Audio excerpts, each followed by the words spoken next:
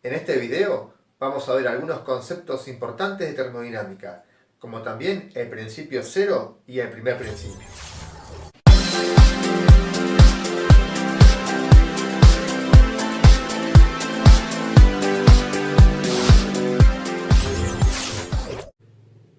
La termodinámica nace en el siglo XIX con el estudio de máquinas térmicas. Hacia 1900 se estudiaban los procesos que intercambiaban calor y trabajo. Tiene un enfoque macroscópico. ¿Qué significa? Enfoca el estudio a nivel de la población de partículas que forman el sistema. No hacemos estudios individuales de las partículas en base a las uniones atómicas, interacciones moleculares, sino a nivel poblacional, a nivel estadístico. Para eso tenemos que definir nuestro sistema, que nuestro sistema es el foco de estudio, puede ser el contenido de un tubo de ensayo, puede ser un tejido celular, y nuestro sistema y el entorno que rodea nuestro sistema conforma el universo termodinámico. Este sistema lo podemos clasificar en abierto, cerrado o aislado, dependiendo si intercambia materia o energía con su entorno. Un sistema abierto va a intercambiar tanto materia como energía con el entorno, el abierto. El sistema cerrado ya no va a intercambiar materia, sí energía. Y un sistema aislado, mi sistema está aislado, no intercambia ni materia ni energía. Si nuestro sistema no es capaz de intercambiar energía, decimos que tiene una pared adiabática. Adiabática que no intercambia calor con el entorno. Y una pared diatérmica sí lo hace, sí intercambia calor con el entorno. Bueno, una vez que vimos esta clasificación de abierto, cerrado o aislado, enunciamos nuestro principio cero, que es fundamental para termometría. ¿Qué dice el principio cero? Bueno, primero aclaramos que el principio cero porque se enunció posterior al primer principio y como su contenido debería estar formulado con anterioridad, se le denominó principio cero. Si dos cuerpos cualesquiera están en equilibrio térmico con un tercero, también lo están entre sí. Esto es fundamental, como dijimos recién, para termometría. Si tenemos acá, por ejemplo, una cuba con un líquido, supongamos agua, y un cuerpo, que acá está dibujado, representado con este rectángulo negro, ¿qué decimos? Para medir la temperatura, para determinar la temperatura de este cuerpo negro, simplemente colocamos el termómetro en el agua, si es que están en equilibrio térmico, ¿sí?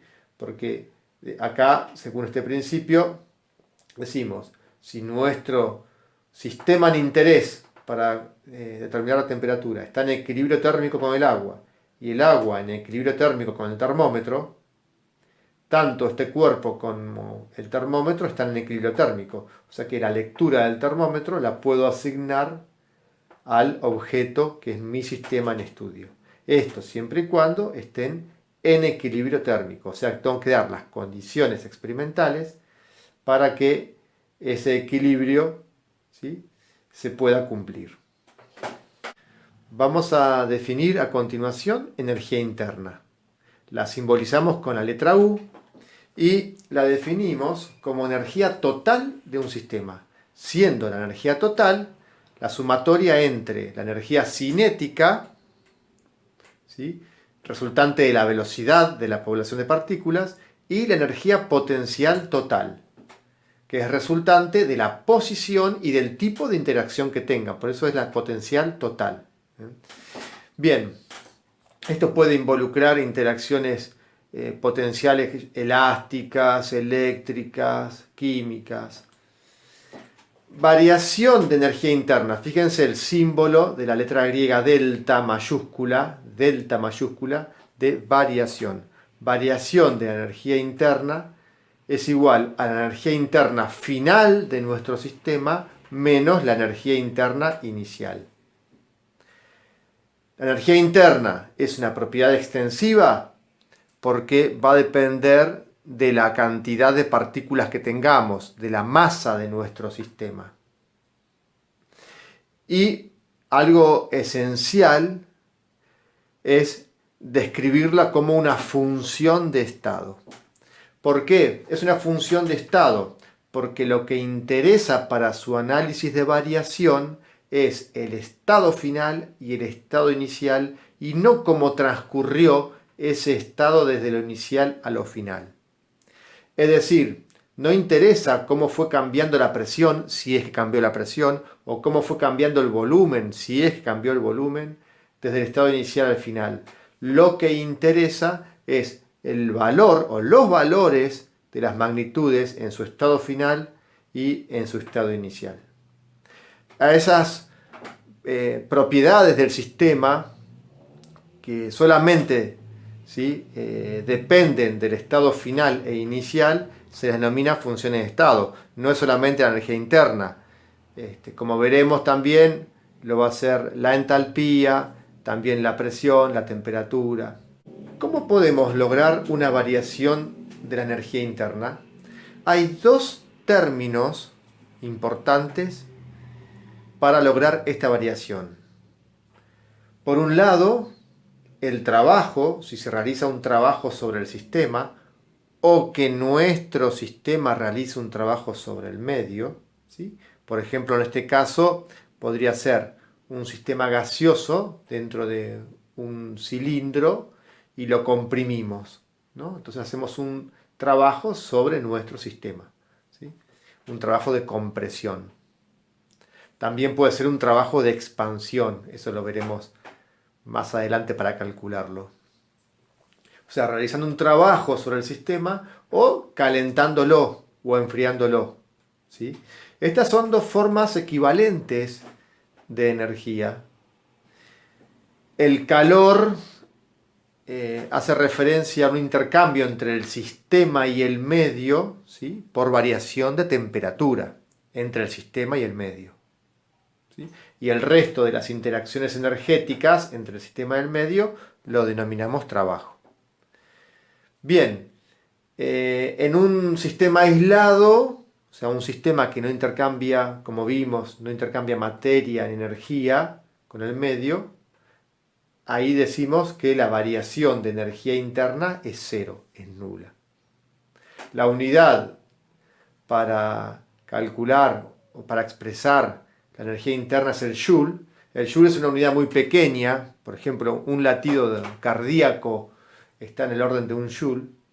Entonces, a nivel de población de partículas, muchas veces se expresa en un múltiplo de joules como el kilojoules, ¿no? Bien, entonces allá estamos en condiciones de formular nuestro primer principio, que hace relación a las contribuciones, ¿sí? De trabajo y calor para la variación de energía interna. Y la formulación sencilla del primer principio, una formulación operacional, nos dice que la variación de energía interna de nuestro sistema es igual al calor recibido o liberado por nuestro sistema más el trabajo involucrado entre el sistema y el medio, ¿sí? O sea que el término de calor y el término del trabajo, ¿sí? Van a conformar la variación de energía interna. La energía interna, ¿sí? En los sistemas materiales está en función de la temperatura, de la presión y del volumen. Si hacemos una representación gráfica de energía interna en función de la temperatura y el volumen, tenemos esta representación que se asemeja a una hoja plegada, donde para un valor constante de volumen notamos que la energía interna aumenta conforme aumenta la temperatura. Es decir, para simplificar este esquema, si hacemos una experiencia a volumen constante, a volumen fijo, así tenemos una representación bidimensional, es decir, energía interna en función de temperatura, tenemos para un determinado valor de volumen esta representación que tiene una cierta pendiente ascendente, ¿sí? Es una representación entonces a volumen constante. Y la variación de energía interna con respecto a la variación de temperatura, que sería la pendiente del gráfico, o sea, cómo cambia el gráfico, la variación de energía interna relacionada a la variación de temperatura, nos define el concepto de capacidad calorífica, en este caso a volumen constante, ¿sí? Razón por la cual podemos despejar variación de energía interna y va a ser igual a la capacidad calorífica a volumen constante por la variación de temperatura.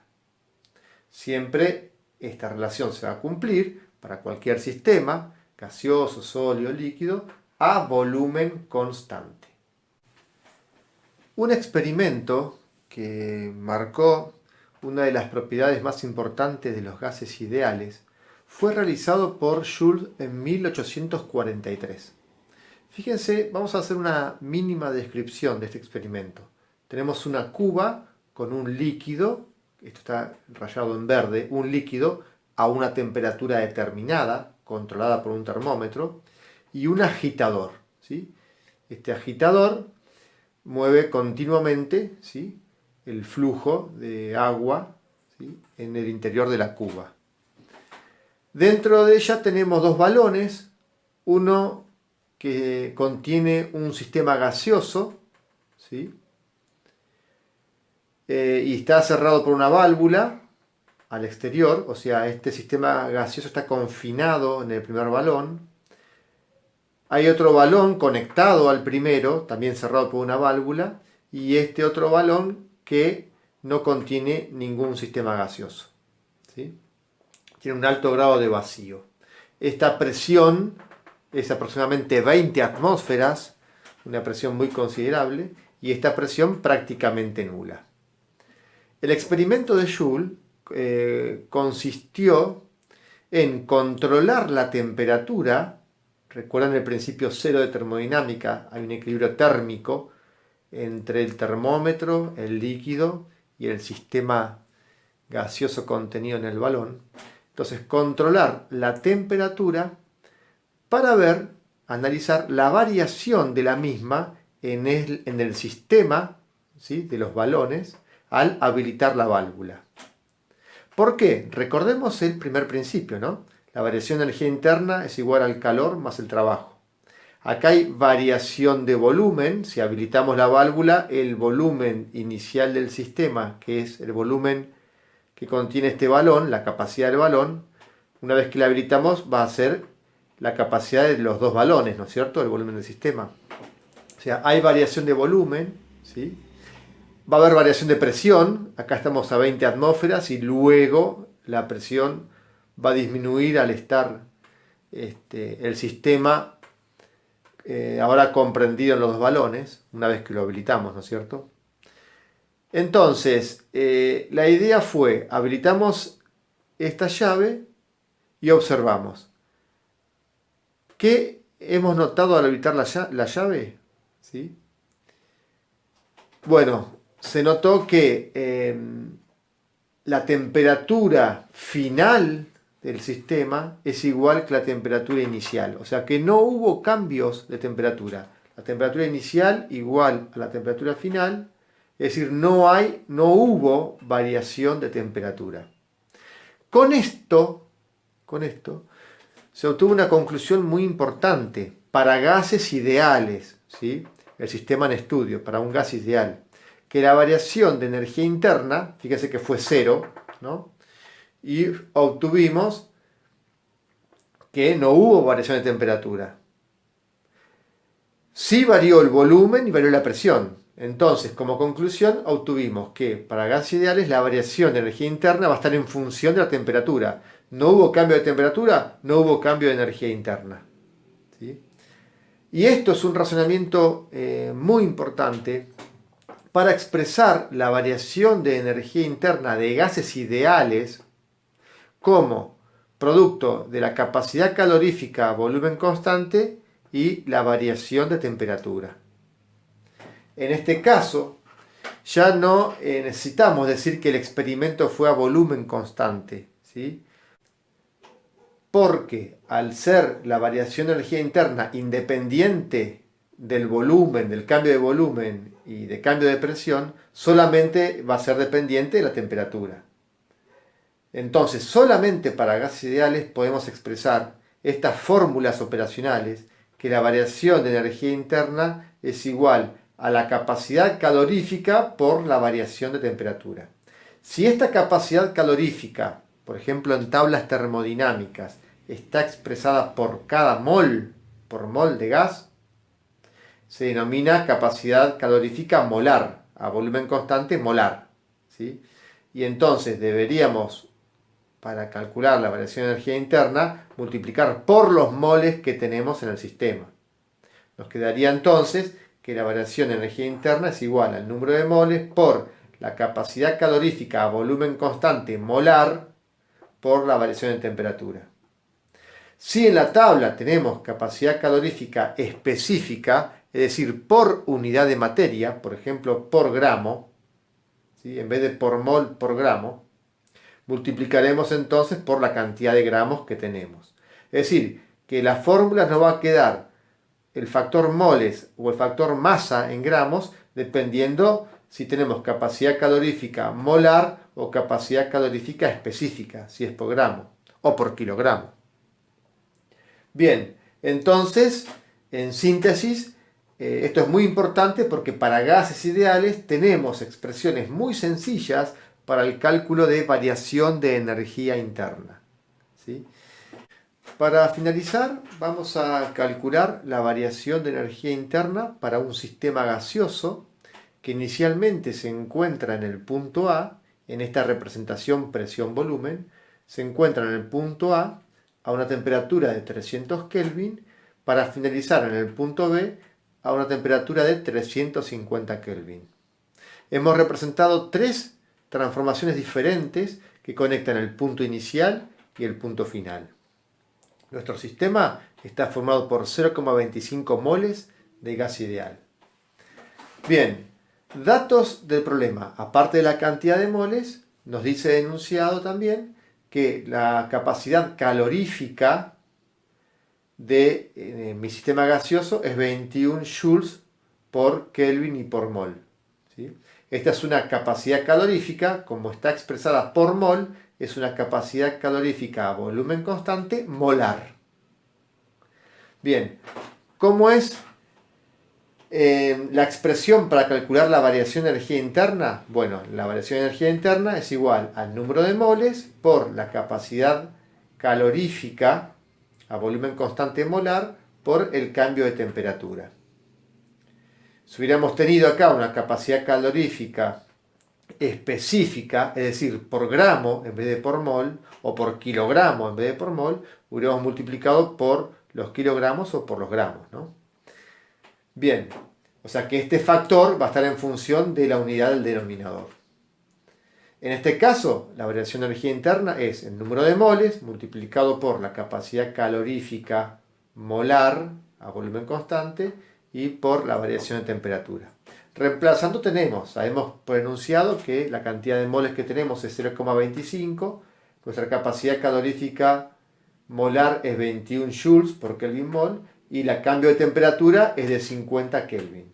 Si simplificamos moles con moles, Kelvin con Kelvin, tenemos una variación de energía interna de 262,5 joules. Y lo importante a destacar acá es que la variación de energía interna la calculamos independientemente de cómo es la trayectoria, independientemente si fuimos de A hasta B por una línea recta, por el camino verde o por el camino azul, ¿sí? Entonces, esta expresión es muy sencilla para calcular la variación de energía interna de un sistema de gas ideal. Reforzando entonces el concepto de que energía interna es una función de estado, fíjense que solamente depende del punto inicial y del punto final para calcular esa variación, ¿no es cierto? No va a depender del tipo de trayectoria que estamos representando para conectar el punto A al punto B.